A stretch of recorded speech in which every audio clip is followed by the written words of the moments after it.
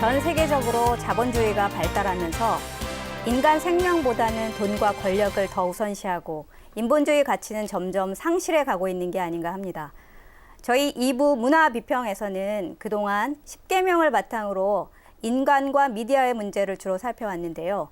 오늘은 2014 미디어로 본 인간이라는 주제로 미디어에 나타난 우리 사람들의 모습이 어떠한지 좀 더 깊이 또 정리하는 의미에서 살펴보도록 하겠습니다.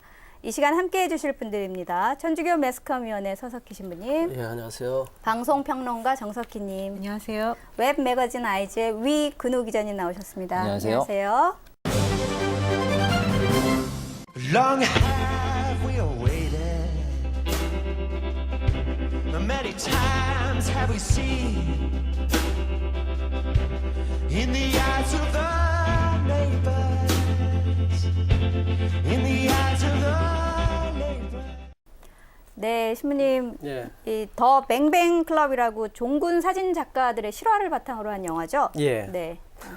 그 필리처상, 포토 저널리스트들이 가장 받고 싶어하는 상이기도 하고 아주 영예로운 상이죠. 네. 그 상을 받은 그 뱅뱅 클럽의 그 두 명의 그 사진 그 보도 사진 작가, 네네. 포토 저널리스트가 있는데 이 두 사람 플러스 또 두 사람, 그래서 네 명의 그 사진 작가들의 사진 기자들의 그 어떤 활동 기록 이야기인데 네네. 주로 이제 남아프리카 그 공화국 90년대 초에 그 당시 그 넬슨 만델라가 이끄는 그런 민족 해방군하고 또 같은 또 이 정부가 지원하는 또 흑인들하고 그 갈등 구조에 있었던 그 가운데 서로 이렇게 내전이 벌어지는데 그 내전의 현장을 사진을 찍던 그 기자들, 사진 기자들에 관한 이야기입니다. 네. 그런데 이제 이 한 사람은 그렉 그 마리노비치라고 하는 사람은 그 남아프리카 그 내전 중에 그 불이 붙어가지고 이렇게 뛰어가는 그 아프리카 그 사람, 네. 그 사람을 이렇게 그 사진으로 찍어서 그 횃불이 되어버린 사람이라는 걸로 해서 퓰리처상을 91년도에 받았죠. 1991년도에. 그리고 또 한 사람 그 케빈 카터라고 하는 사람은 그 수단의 아이를 기다리는 게임, 그러니까 그 굶주린 수단의 아이라고 하는 그런 이름으로도 제목으로도 이렇게 알려져 있는데 이 사진을 찍어가지고 아주 퓰리처상 세계적으로 이렇게 수단의 어떤 기아의 어떤 현장을 잘 알렸다라고 하는 의미에서 또 퓰리처상을 받게 됩니다. 이 사진에 관련된 이야기와 또 이들이 활동하는 이야기가 담겨진 영화가 이 영화인데 네. 여기에서 묻게 되는 것이 무엇이 더 중요한 것인가 하는 그런 그러니까 인간에 대해서 우리가 어떻게 생각하고 있는가 물론 사람들에게 어떤 현재 있는 사실들을 알려주는 것도 중요하지만 그 안에 또 담겨 있는 그러니까 그 보도 사진 기자는 사진을 역사를 기록하고 또 그걸 전달하는 그 어떤 사건의 현장을 취재하는 것도 중요하지만 네. 사건 이후에 대해서도 책임을 져야 된다. 이런 어떤 그런 질문을 던지는 영화라고 할 수 있지 않을까요? 해서 이 영화를 한번 소개해 드립니다. 예. 네, 지금 말씀해 주셨듯이 그 그렉과 예. 또 케빈이라는 사진 작가가 뭐 멋진 사진을 찍어서 퓰리처상도 받았지만 또 그만큼 논란도 됐다 이런 말씀이신데요. 네. 그 논란이 됐던 사진은 구체적으로 어떤 거였죠? 멋진 사진이라기보다는 참혹한 사진이죠. 그래서 일단 보도 사진 기자들은 현장을 그대로 제대로 알리는 거죠. 한 장의 사진 속에 네. 많은 것을 얘기해 줄 수 있는 그 어떤 그 하나의 거기에 있는 상황을 한 컷의 사진에 알리는 역할을 하는 건데 특별히 무엇보다도 그 수단의 아이를 기다리는 게임이라는 그 사진이 큰 논란이 됐죠. 네. 왜 그러냐면 그 당시에 이제 남아프리카가 아니고 이제 이 케빈 카터라고 하는 이 포토 저널리스트가 네. 이 이제 수단에 갔을 때 수단의 그 기아의 현장을 이렇게 취재하려고 갔었죠. 갔는데 그 벌판에서 어린 아이가 이게 굶주린 상태에서 쭈그리고 앉아 있는 그런 그런 모습으로 있어서 봤는데 뒤에 보니까 독수리가 있었죠. 순간 이 사람은 셔터를 누르죠. 그래서 사진을 찍죠. 이제 그렇게 했는데 그렇게 해서 그렇게 찍은 사진이 세상에 알려지게 되고 전 세계에 알려지게 됐죠. 그러면서 이 사람은 그에 대한 공로로서 퓰리처상을 받게 되는데 그 다음 이후에 많은 사람들이 이 사람에게 질문을 던지죠. Did you just leave her in the desert to die? You see no problem with the choice? I don't see a problem with the choice. I went there as a photographer. I took a great Really photograph. think you did the right thing? You could have done something for her. Feeding What about station. saving this little girl? You don't know what happened. But why not just... 사진을 찍은 것은 좋은데 그래서 그 수단의 어떤 기아의 어떤 현장을 그대로 이렇게 정말 잘 드러내 보여줘서 거기가 정말 심각한 상태구나를 알려준 것은 참 좋은데 네. 그런데 당신은 기자로서 또 한 인간으로서 그 아이를 가 독수리가 뒤에 있는데 독수리를 쫓아야지 그 아이를 그 사진 현장을 사진을 찍는 게 그렇게 급했느냐. 어떤 의미에서 보면 이 사진은 원래는 나오지 말아야 될 사진이다. 이렇게까지도 사람들은 윤리적인 질문을 던지는 거죠. 물론 여기에 대해서 이 케빈 카터는 뭐 나는 그 당시에 그 전염병에 걸린 아이는 만질 수가 없다. 법적으로도 그렇기 때문에 내가 다가갈 수 없다라고 이렇게 얘기도 하고 한편으로는 독수리를 쫓았다. 이런저런 얘기를 하지만 이 영화 속에서는 그런 내용들이 나오지 않습니다. 다만 이제 멀찌감치 뒤에 서서 이렇게 담배를 피우는 그런 장면만 나오는데 사실 여부는 잘 모르겠어요. 분명히 그냥 구구하게 들려지는 얘기인지는 모르겠지만 그렇지만 이 일로 해서인지 아니면 이 일이 아닌 다른 일 때문인지는 모르겠지만 얼마쯤 후에 이 사람이 자살했다는 거죠. 이 일로 해서 아무튼 그 이 문제는 뭐 여기는 뭐 어떤 것이 옳다 틀리다라고 하는 문제이기 이전에 저널리스트로서 그 포토 저널리스트의 사명과 네. 그다음에 또 인간으로서 갖게 되는 어떤 윤리적인 사명 뭐 이런 것들에 대한 어떤 그런 고민이 이 영화는 많이 담고 있고 그러네요. 또 실제로 이 장면뿐만 아니라 다른 장면들도 다른 어떤 사건들도 이러한 이야기를 주로 해서 이렇게 다루고 있습니다. 네. 이번 세월호 사고 때도요, 승객들이 서로 끈을 만들어서 승객을 구하는 장면을 찍은 동영상이 네네네. 공개됐었는데요. 그 동영상을 보면서 또 어떤 사람들은 그 동영상을 찍는 시간에 하나라도 더 구하지 그랬느냐 지적을 한 사람들도 있었어요. 그런데 그 동영상을 통해서 이게 또 알게 된 사실도 그쵸. 많거든요. 네네. 그래서 기록과 보도의 중요성도 있는 거니까 이 영화를 보면서 사실은 좀 어떤 것이 중요한가 사람들이 너무 단편만 보는 것이 아닌가 그런 그러게요. 생각이 들었습니다. 그리고 이제 우선 다시 또 영화로 돌아가게 된다면 예. 거기에는 이제 영화 속에 보면은 그 횃불이 된 사람이라고 하는 그 사진을 찍어서 그 필리처상을 받은 그 그렉 마리노비치라고 하는 사람과 그다음에 그 이제 그 여자친구하고 대화하는 장면이 있어요. Maybe you have to be like that to do what you do. Be like what? I think you have to forget that those are real people.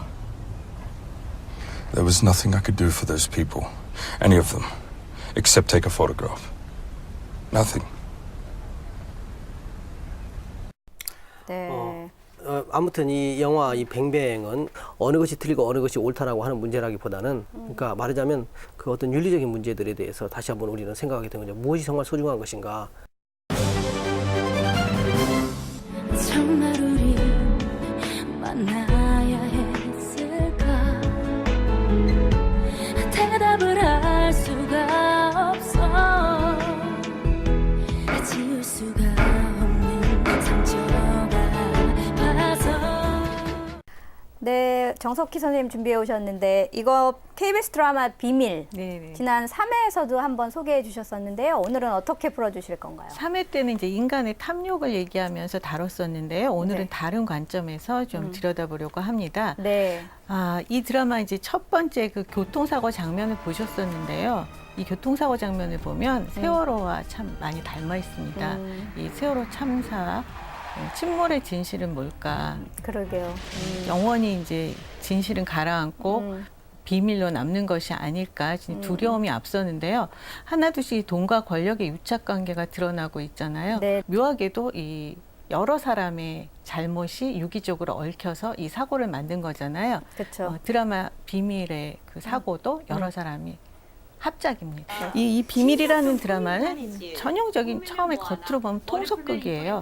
남자를 위해서 헌신한 한 여자가 처절하게 배신을 당하는 이야기거든요. 네. 그런데 이제 이 시작이 교통사고라고 말씀드렸잖아요. 근데 이제 남자가 교통사고를 내고 그 남자가 검사 임용을 앞두고 있는 사람이기 때문에 네. 애인인 여자가 그 죄를 다 뒤집어 쓰고 감옥에 가게 돼요. 그리고 감옥에서 아기까지 낳게 되는데 이 남자가 무력에 눈이 멀어가지고 네. 여자를 배신하고 자식도 버립니다. 처음에는 되게 돈만 나쁜 사람 그리고 그렇죠.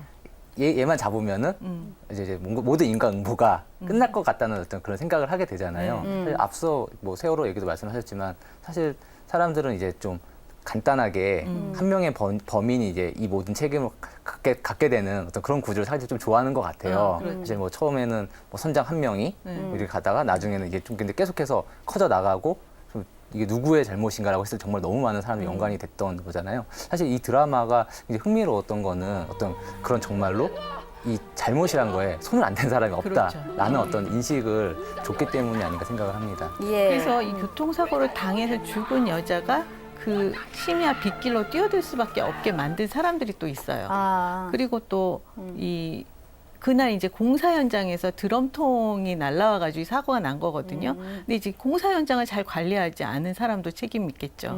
그리고 또 심지어 이 차는 그 운전자인 남자의 아버지의 차였는데 아버지가 와이퍼가 고장 났는데 그날 일기예보가 비가 오지 않는다고 해서 이 아버지가 고치지 않았어요. 그러니까 이게 와이퍼만 고쳤다면 공사 현장만 깨끗했다면 또 그 여자가 거기 빗길에 뛰어들지 않았다면 이 사고는 일어나지 않은 거죠. 그래서 물론 그 남자가 사고를 냈고 그 남자가 굉장히 나쁜 놈이 되고 말았지만 결국 모든 사람이 죄를 진 거고요. 저는 그 유정이라는 그 여자 실형을 살게 된 여자도 그 빗길에서 남자하고 눈을 맞추면서 수다를 막 떨었다는 거예요. 그 위험한 순간에 사실 그 여자도 책임이 있는 거죠. 그렇게 따지면. 그리고 그 길에서 내려서 그 여자가 쓰러져 있는 그 현장에 좀 더 가까이 다가가서 봤다면 그 여자를 발견할 수 있었거든요. 그래서 어떤 의미로 보면 모든 사람이 이 사건에 개입된 모든 사람이 잘못을 했다는 결론이 난 거예요. 일종의 죄의 연쇄성이네요. 그렇죠. 그러니까 말하자면 그래서 우리 모두의 예, 마지막에 여자 주인공이 다시 사랑하게 된 남자죠. 네. 그 남자가 이제 유정의 말을 전해요. 그런데 그 말이 정말 인상 깊었습니다. 보실까요? 네. 세상에 죄를 짓지 않고 사는 사람은 없다. 그걸 어떻게 갚느냐가 중요한 거다. 그 여자가 그러더라고요.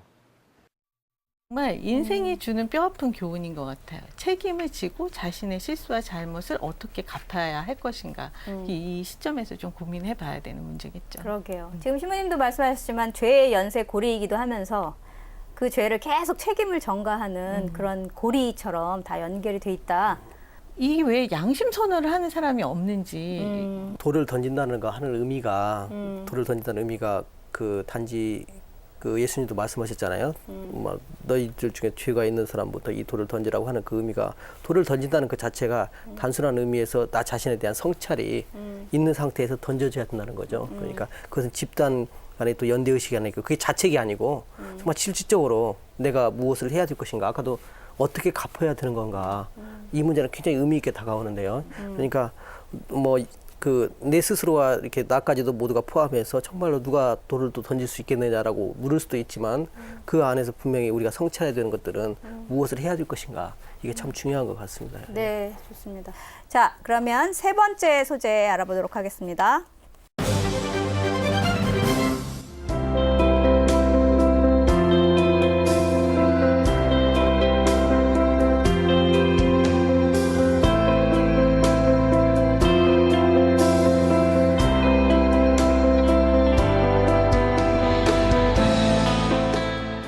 네, 오늘도 웹툰 준비해 오셨네요. 그동안 여러 차례 아주 흥미진진한 웹툰 소개해 주셨는데요. 예. 오늘 소개해 주실 웹툰 소개해 주시죠. 아, 예. 현재 그 연재 중인 송곳이라는 웹툰인데요. 이제 최규석 작가라고 네. 이제 좀 현실에 대한 냉철한 비판과 동시에 어떤 사회적 약자에 대한 따뜻한 시선을 항상 놓치지 않는 작가였습니다. 이제 네. 이 작가가 이제 그 송곳이라고 하는 작품으로서 이제 웹툰에 데뷔를 했는데 네. 여기서는 이 사람이 이제 그 시선을 한국 이제 노동 문제로 시선을 돌려서 이야기를 합니다. 여기서 나오는 그 주인공 이수인이라는 인물이 있는데요. 네. 굉장히 깜깜한 원칙주의자입니다. 그러니까 정말 착한데 너무 답답한 그런 원칙주의자인데 이 사람이 이제 그 프랑스계 대형 마트에서 일을 하는데 어느 순간 이제 그 너희 파트에 있는 사람을 좀 알아서 나가게 해라. 그러니까 자르라는 것도 아니고 알아서 좀 업무적인 압박을 주고 좀 인간적인 모욕을 줘서 알아서 나가게 하라라는 라고 위에서. 지시를 받습니다. 근데 이 사람은 못하죠. 원칙주의자이기 때문에 정말 어떻게 보면 노동운동과 정말 평생 연관이 없을 것 같은 사람인데 이제 자신의 직원들을 지키기 위해서 이제 노조를 결성하려고 하고 아. 그러면서 이제 노동 문제 전문가인 구고신 소장이라는 인물을 만나서 이제 그 노조 설립 과정을 밟아 나가는 이야기입니다. 네. 이 웹툰을 만들려면 그 배경 지식 이런 것도 굉장히 많아야 될 것 같아요. 예, 그럴 네. 수밖에 없겠죠. 그러니까는 이 최규수 작가는 이제 이 작품을 위해서 이런 극중 구고신 소장 같은 네. 노동 문제 전문가들 그리고 이제 이런 뭐 인권 변호사들 이런 분들을 굉장히 많이 취재를 했던 걸로 알고 있고요. 실제로 제가 인터뷰를 약간 했었었는데 아. 예, 그 많이 했는데 녹여내기 어려운 거는 그들의 삶이라는 거를 자기 감량으로 뭔가 표현하기가 너무 쉽지 않다는 거죠. 그러니까 어떻게 보면은 그 사람이 정말 평생 이 노동자들을 위해서 일을 한 거 보면은 자기도 이해가 안 되는 거죠. 사람이 어떻게 저렇게 할 수 있지? 라는 생각이 들기 때문에 어떻게 보면 자기도 어떻게 이해가 안 될 정도의 너무 엄청난 일을 하는 사람들이니까는 이걸 과연 내가 이제 독자들에게 납득시킬 수 있을까 예. 하는 걱정이 든다고도 이야기를 하더라고요. 그래서 그런 그 취재 과정을 거치면서 상당히 좀 디테일한 작품이 나왔습니다. 이 작품이 좀 어떤 면에 있어서는 되게 마음 편히 볼 수 있는 작품은 분명 아니에요. 예, 그런 게 이수인 같은 원칙주의자의 되게 고고한 이상으로는 이런 문제를 해결할 수 없다라는 걸 이제 이야기를 하는 거죠. 그 구고신 소장이 하는 말이 있습니다. 이수인에게. 당신이 해고당한 것도 아닌데 왜 나서는 거요? 정의감만 가지고 할 수 있는 일이 아니에요. 그리고 몸에 똥 안 묻히고 변소 못 치워. 싸움이랑 고고하게만 할 수 있는 게 아니라고 이야기를 합니다. 네. 실제로 이제 이 작품에서 보여주는 이런 노동운동 현장에서는 이제 실제로 벌어지는 일들을 묘사한 거죠. 이제 용역 깡패들이 이제 노조를 노조를 이제 물리적으로 폭력을 행사하고 이제 또 그 노조가 반발할 때 오히려 공권력은 뭐 용역보다는 이제 노조를 더 막는다거나 이런 모습들 물론 이것이 뭐 전부는 아니겠지만 어쨌든 네. 이렇게 실제로 벌어지는 일들인데 이제 이런 현실에서 과연 이제 우리 옳은 말만 가지고 세상을 바꿀 수 있겠는가? 그러니까 정말로 사회적 약자가 있는데 우리 모두 그들을 따뜻하게 합시다라는 말만으로 가능하겠느냐라는 질문을 하는 거죠. 그러니까 그러게요. 세상은 폭력적인데 그렇다면 우리가 어떻게 대항할 수 있는가? 그럼 비폭력으로 가능할 것인가? 과연 폭력을 폭력으로 하는 게 응당할 것인가? 만약에 정말 폭력을 쓴다면은 그것이 어디까지는 온당하다고 말을 할 수 있겠는가? 어떤 그런 그런 질문들을 던지는 작품이고요. 사실 이 작품이 아직 그렇게 많이 연재된 상태는 아닙니다. 예, 아직은 이제 좀 이런 상황만 보여주고 있는 상황인데, 예. 좀 이제 그 이후에 어떤 것들이 나올지도 좀 많이 그래서 더 기대가 되는 작품입니다. 앞으로 또 진정 과정을 봐야 되겠네요. 예, 그렇죠. 네. 근데 사실 이렇게 드라마에도 이런 용역 깡패라든지 이런 노동 현장 문제가 정말 적나라하게 그려지고 있잖아요. 근데 저는 진심으로 궁금해요. 그 용역 깡패들은 왜 처벌을 받지 않는 거예요? 저는 진짜 궁금한데 여기서 해답을 좀 알려주면 좋겠어요. 예, 뭐 세월호 사태 같은 것도 많이 네. 보면 알겠지만은 많은 유착이라는 게 있잖아요. 권력과 유착. 예, 뭐 그런 네. 것들이 네. 분명히 또 아마 이 작품을 통해서 그려지지 않을까 그런 생각을 합니다. 직장의 시인이라는 드라마 예, 또 네. 보면 굉장히 판타지 같은 요소가 많이 들어 있는데 예. 거기서도 보면 온정주의나 이상주의 갖고는 현실하고 싸워나갈 수 없다. 그런 장면이 굉장히 많이 나오잖아요. 사실 이제 그 부분이 좀 사실 중요한 부분인데, 근데 또 그럼에도 불구하고 결국에는 또 이 작품은 또 다른 의미로 이제 그런 온정이라든가 선의라는 부분을 또 굉장히 또 중요하게 다룹니다. 이수인 같은 경우는 굉장히 원칙주의자고 구건희 소장 같은 경우는 물론 이제 아까 얘기했던 것처럼 현실을 인식하지만은 그럼에도 불구하고 자기 얻을 게 없거든요, 사실은. 이 노동자를 도와준다고 해서 큰 부가 있는 것도 아니고 네. 그럼에도 불구하고 그 일을 돕는 사람이죠. 그러니까는 정말 이제 좋은 거는 뭐 노동법이라거나 이런 시스템이 굉장히 원활하게 잘 돌아가고 아까 말씀하셨던 것처럼 뭐 용역 깡패가 처벌을 받고 뭐 이런 것들이 되는 것도 필요하겠지만은 그게 안 된다고 했을 때 인간에 대한 선의에밖에 기댈 수가 없거든요. 네. 예, 여기서 이제 그 이수인하고 관련된 게 아닌 이제 또 다른 어떤 그 산업재 노동자를 도와주러 왔었던 구고신 소장이 이제 좀 내부 고발자를 찾습니다. 그러니까는 여러분이 뭐 얻을 건 없겠지만은 정말로 이거 인간적으로 동료가 이런 일을 당했는데 도와줘야 되지 않겠느냐. 되게 선의의 요청을 하는 부분이 있거든요. 그러니까 결국은 우리가 이제 시스템도 굉장히 중요하고 그와 아울러 역시 또 인간에 대한 선의, 약자에 대한 선의, 그리고 또 약자끼리의 서로에 대한 선의라는 게 굉장히 중요하다고 말하는 것 같습니다. 이 만화 웹툰이 갖고 있는 예. 재미도 재미지만 예. 짧은 컷 하나로 굉장히 많은 상상력을 불러일으킨다는 효과가 있는 것 같아요. 예, 그렇죠. 웹툰의 매력이라고 할 수 네, 네, 예, 네. 웹툰의 매력이기도 하고 이제 또 만화의 매력이라도 할 수 있는데 이제 앞서 얘기했을 뱅뱅클럽 얘기에서 이제 사진을 찍어서 한 장의 사진이 갖고 있는 굉장히 함축적인 이야기라는 게 있잖아요. 근데 이제 만화는 또 거기다 좀 물리적 문제에서 좀 자유롭습니다. 그냥 그리면 되기 때문에 예, 그 상황에서 왜 누구를 돕지 않았냐 할 거 없이 이거 이제 자신의 상상력으로 가장 알맞은 연출을 할 수 있다는 면에서 정말로 뭐 컷이 이어지면서 만들어진 스토리 라인도 있지만은 말씀하신 것처럼 한 컷에서의 함축된 이야기라는 것도 만화의 커다란 힘이라고 할 수 있겠습니다. 네.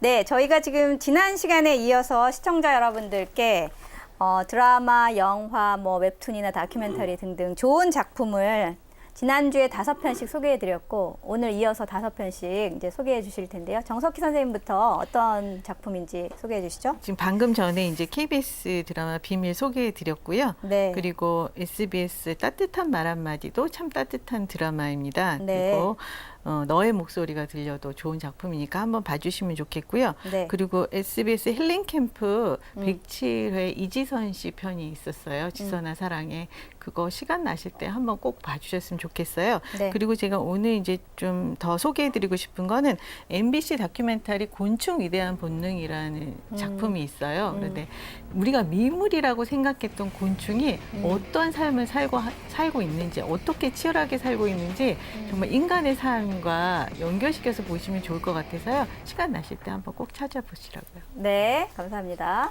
네. 신부님께서는 미디어와 관련된 영화들 5편 소개해드리겠습니다. 예. 그 1976년에 나왔던 네트워크라고 하는 영화, 그다음에 이제 브로드캐스트 뉴스인데 이렇게 뭐 어떤 감동을 이끌어내긴 하지만 그것이 조작될 수도 있다. 네. 그리고 또 웩도둑이라고 하는 영화인데 이 대통령이 그 어떤 그런 성추행으로 인해 가지고 나라가 이렇게 시끄러워지니까 그것을 갖다가 다른 곳으로 돌리기 위해서 그 의제를 돌리기 위해서 가상의 어떤 그런 지역을 만들어 놓고 거기와 전쟁을 하는 그런 가상 시나리오를 네네네. 그 방송에서 조작을 하는 거죠. 의지의 승리라고 하는 영화가 있습니다. 이것은 굉장히 다큐멘터리 영화인데 히틀러가 실제로 구원자처럼 묘사한 영화고 또 이것을 보는 많은 사람들이 히틀러를 어떤 영웅적 존재로 인식하게 만드는 일종의 프로파간다라고 하는 영화의 전형적인 영화로 이렇게 웰컴 미스터 투 맥도날드라고 하는 일본 영화가 있습니다.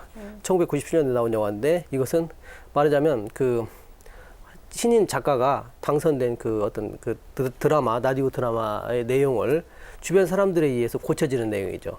한참 고쳐지다 보니까 결국은 원래 작가가 의도로 했던 이야기는 사라져버리고 주변 사람들에 의해서 어떤 압력에 의해서 만들어진 새로운 이야기가 되는 건데 상당히 은유적이고 비유적인데 네, 이런 영화가 있다는 거 소개해드립니다. 네, 위근우 기자님께서는 예, 저도 이제 지난주처럼 이제 만화 계열의 서브컬처 작품들 중에서 이제 성인들도 재밌게 볼 수 있을 만한 네. 5개 작품 골라봤습니다.